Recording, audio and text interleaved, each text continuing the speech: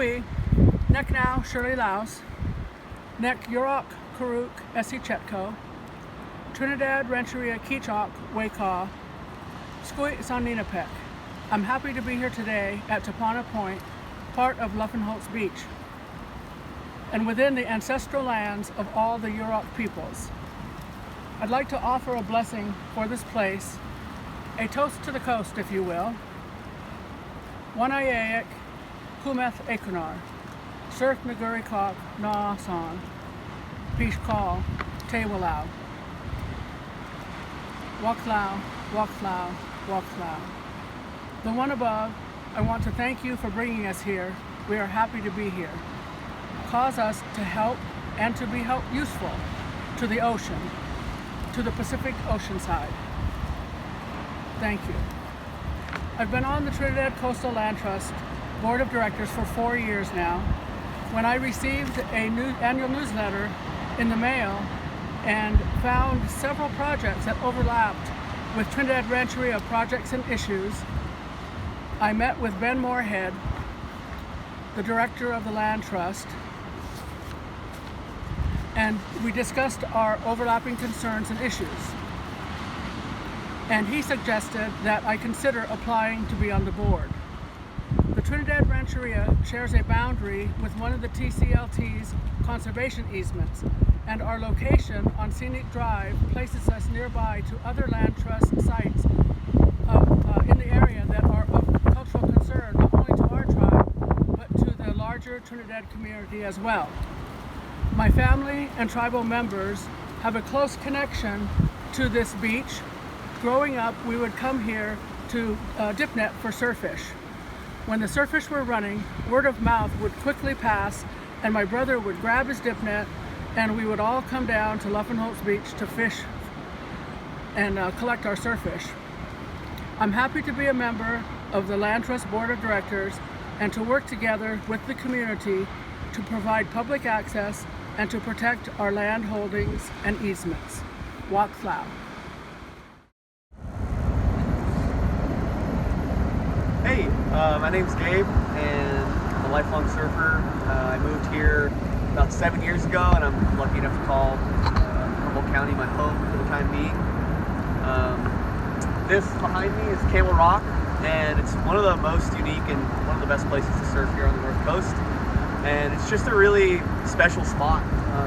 Aside from just the beauty of the rock, it's a really amazing place that channels swells that come in strong off the Pacific and kind of has a unique ability to channel the northwest winds into a really sweet spot. I mean, there's just so many experiences that I've had here that I can remember vividly, but I think one that I remember the most was not particularly a large surf day at Camel Rock, but it was in the late spring, probably of 2016, 2017.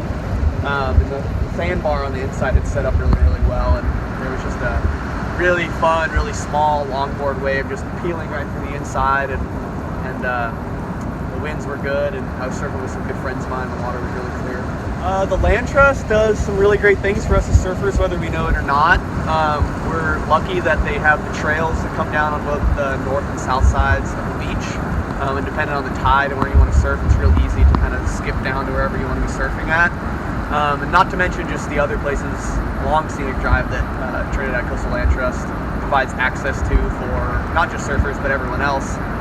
So yeah, we should be giving many hoots and many shakas to Trinidad Coastal Land Trust for all they do for us.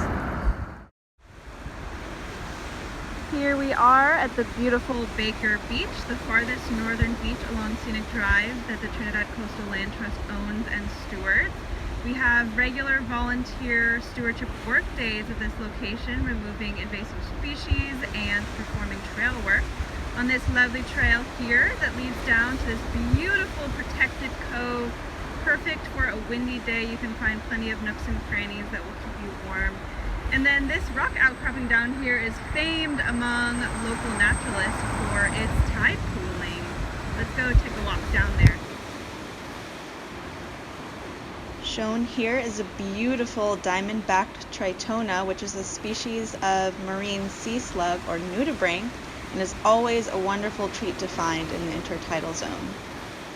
This colorful creature is a giant green anemone. That bright green color is photosynthetic algae that lives in the anemone's tentacles.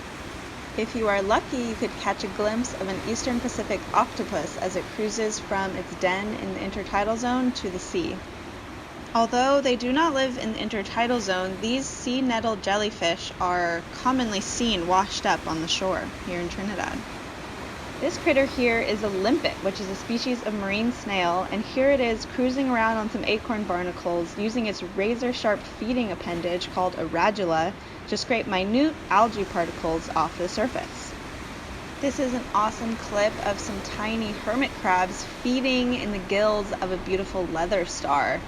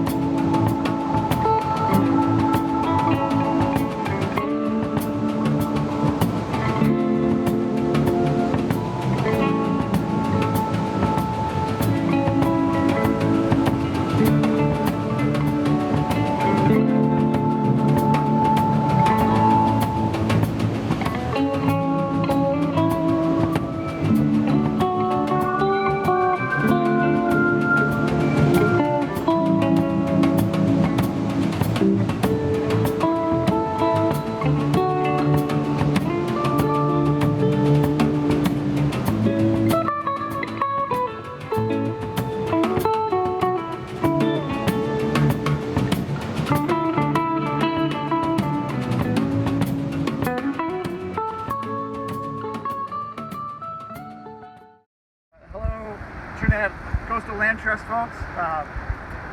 My name is Matt Beard. I know a lot of you, but maybe not everyone. So, tell you about myself. I'm an artist here. I paint all over California. I live in Eureka. I came here 20 years ago, 25 years ago. We have a big local art scene. If you look at any landscape painter in Humboldt, look at their body of work, and you're gonna see. I mean, Humboldt's a big place, and they all paint Trinidad all the time because it's amazing. So I find it amazing myself. So what my art does, without being preachy about it, like, it just reminds people of that connection they already have, and I hope it's just strengthening. I hope, for the sake of these beautiful places, I hope it's building that connection stronger and inspiring people to love the places where they live. I had this idea for like a North Coast mermaid years ago, 7 or 8 years ago, and I had a little pencil sketch sitting there. So I thought, it'd be cool. Let's do that. So since this was such an odd painting, for me, it stirred up a lot of thought. And when things stir up a lot of thought, I tend to start writing. And when I start writing, sometimes if I'm thinking too hard, I accidentally kind of write poetry. So I wrote this crazy long, cryptic, rambling poem, and we thought we'd share a little bit of it with you, so you don't have to hear the whole thing. But I think this part really gets at what this mermaid painting is about for me. All right. So they say she'll lure a man with beauty, that she seeks his eye and desire. She haunts him to submission as the sea consumes his flesh like fire, till he's just a ghost over her waters, forever hovering, unable to deny her. Others say that she is of water alone, living long, yet without a very soul, that she may trade her days for a man and gain the hope of heaven in full, that she needs him, that she wants him, that without him she'll forever be unwhole. But they speak of that which they know not, their senses dulled by a warmer climate, where her skin lays bare for all to see, where each man with the eyes of a pirate can reduce her whole complex equation to the sum of his weakness kept private. They care nothing of her struggle, her fight for survival out in this world so cold. They love the sound of her voice but miss the strength in her song. So bold, they crave her beauty for themselves, so by it their own destruction will unfold. Here's my only explanation: a myth is just shadow cast in light.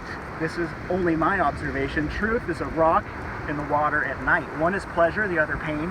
One is loss, the other gain. One is pride, the other shame. One is war, and one's just a game. One is ashes, and one is flame. One brings a worn out label on a chain, and the other, it brings a name. But she brings both, and it's all right.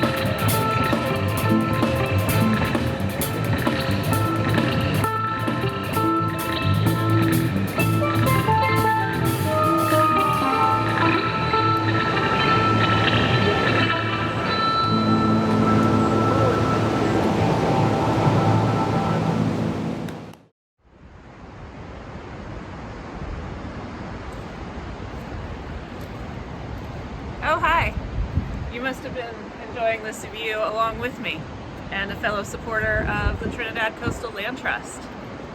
Thank you for joining us tonight at our first virtual Toast to the Coast event. For those of you that I don't get the pleasure of meeting in person, I am Jenny Hutchinson, currently serving as board president. And I just wanted to pop on here and say that we have a really fantastic and diverse auction happening right now, thanks to several really generous folks who donated items, and to Carl Johnson for providing the platform. This is a benefit auction, and all of the proceeds go towards supporting our mission and towards the places, people, and projects that we're highlighting tonight in this event. Some of the auction items that I'm really excited about and that I have my eyes on are some pretty amazing art, including the painting from Matt Beard that we've been showcasing here tonight. We've got a gift certificate from Sauna Surround You, and that goes towards a private sauna session or the chance to start building your own sauna. We've got two really exciting private tours. One is an air tour around Humboldt County, and if the bid goes high enough, also Mendocino County with lunch.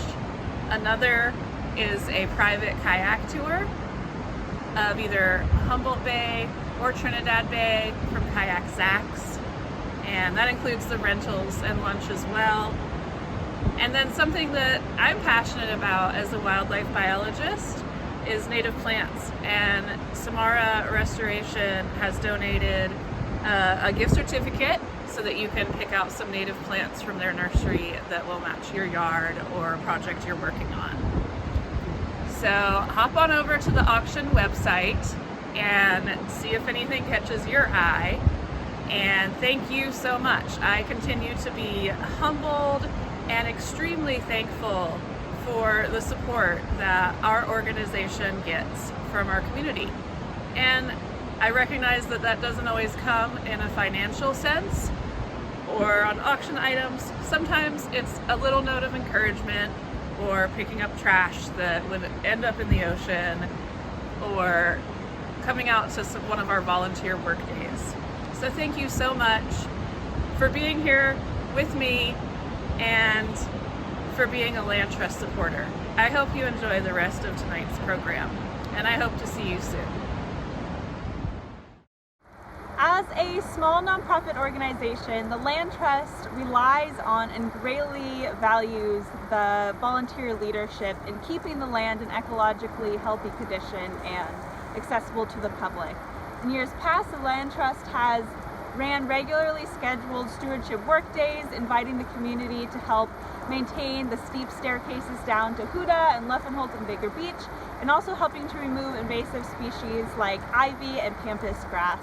But this year, in order to create a sustainable, ongoing network of volunteer leadership, we implemented the Pilot Stewardship Ambassador Program that trained a small cohort of volunteers in native versus non-native species and plant ecology and trail maintenance considerations and beach cleanup considerations, all with COVID-19 precautions in place, so that those volunteers can step into the role of ambassadors of the land and lead stewardship work days with us. So the Land Trust has monthly work days scheduled for the spring, and you can find that schedule on our website. And we really, really hope that you will consider joining us on those work days and helping us in caring for the land. My name is Lisa Parrott, and I'm with the Bureau of Land Management in the Arcata Field Office.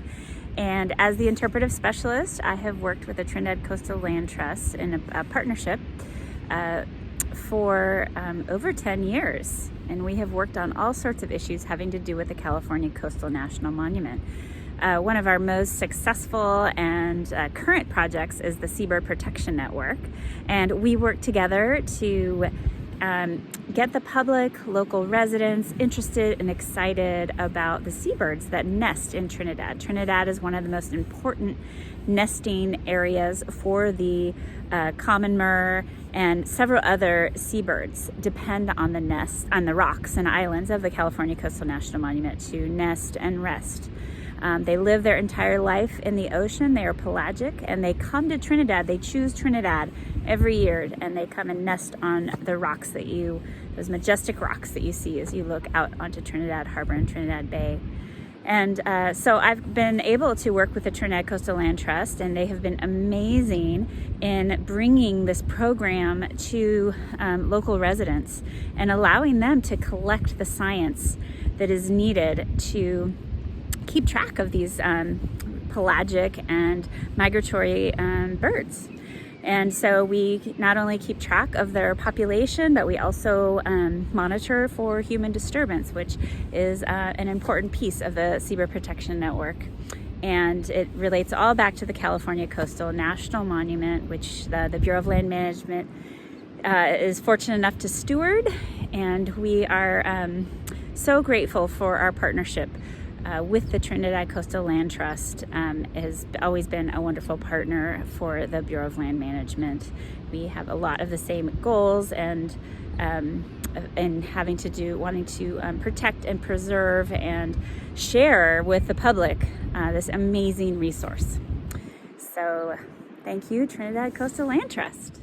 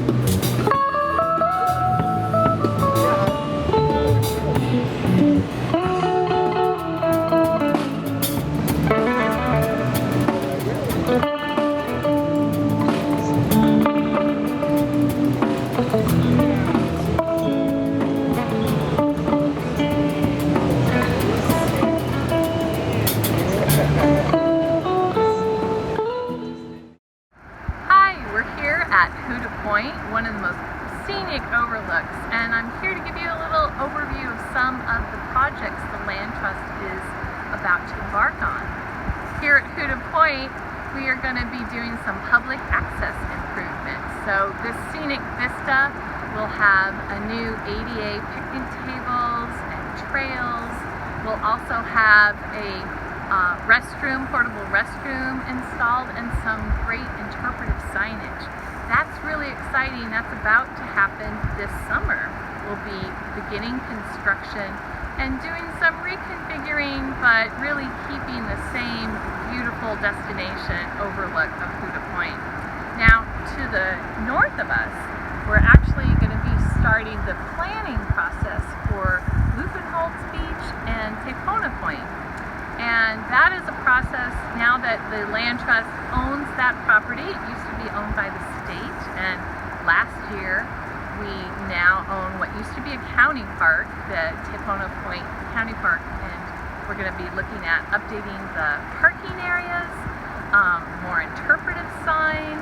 We'll be putting in more picnic areas and making it a destination place that all people of all different abilities can enjoy. There's also some needed improvements on the trail that goes out to the point, and we'll be making those repairs once we have our plan in place and go for some funding for implementing that plan. In addition, another exciting project we're up to is the Little River Trail, and that we are working in collaboration with the Redwood Community Action Agency as well as Caltrans, who's taking on the important big project of connecting Scenic Drive to the coastal trail at Clam Beach. This is a longer term project, but the land trust is involved because the trailhead will actually start on property that the land trust purchased with funding from the Coastal Conservancy. We're also involved in working together with our community partners to find the best way to protect Strawberry Rock. This trail through the redwoods and up to the rock is very precious and treasured by so many, and a culturally significant area, and we're working our best to see what the best long-term management will be for that area.